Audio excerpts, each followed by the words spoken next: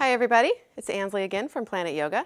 We have a question from Lauren from Connecticut who must be a runner because she's got some shin splint issues. So we'll do two things for those shin splint issues. What we need to have is your mat. I'm going to roll up your mat really tightly. You can see this is a thinner mat, but it's rolled up very, very tightly. That was rolled up for me by Leanne. So first place we're going to do this three different places on the feet. Let me go ahead and show you those right now. The first place that we'll be pushing into the mat with our feet is right about here, just above the ankle crease. Then we'll come up into the center of the top of our foot. And then the last place will be right here on the metatarsals, right there on those little tootsies. So let's go ahead, place the feet. And we want to bring the thighs together, and we do this so that we can bring the big toes together behind us once they're on the mat. So we'll just scoot around a little bit until we find that spot.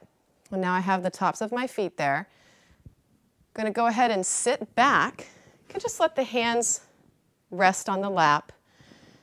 And I'm bringing those big toes toward each other and reaching back through the toes. Starting to feel that in the shins. The next place that we'll do that, I'll scoot forward just a little bit, coming to the top of my feet. Just a little scoot forward. Coming on back again. Bringing those big toes together. Still reaching back through the toes. Just pause here for a second. Enjoy that. And before we do that third one, let's just kind of come forward here, maybe counter that a little bit and take that sensation out of the shins. When we're ready, we'll scoot forward, last place here.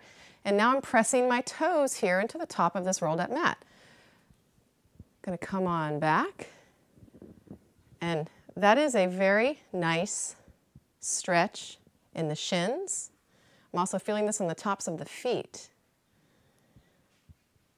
So just kind of enjoy that for a minute. Feels real good. Then we'll go ahead and come on out of this. The second one that we'll do, I'll be on my back. So move that out of the way. We need a block. We'll put the block underneath us like we're doing bridge pose. Right underneath the sacrum and the tail, kind of right the sacrum and the tailbone. So I'll go ahead and just sit down here, and then we'll put that block right underneath where it needs to go. And then come on down.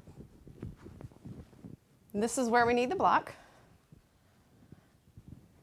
So get myself all settled here. Then I'm going to bend the left knee and bring that foot in toward me. Wiggle around, move the hips if we need to so that we can get ourselves into position here. Top of my foot is down, my toenails are down. I'm going to draw that heel toward me, reach back through the toes. And that is a very good stretch for the shin splints. Also feels fantastic in the quads. So Lauren from Connecticut, I hope that helps you. This is also a great prep for Virasana, for Hero's Pose. So you can practice this for Hero's Pose as well. Namaste.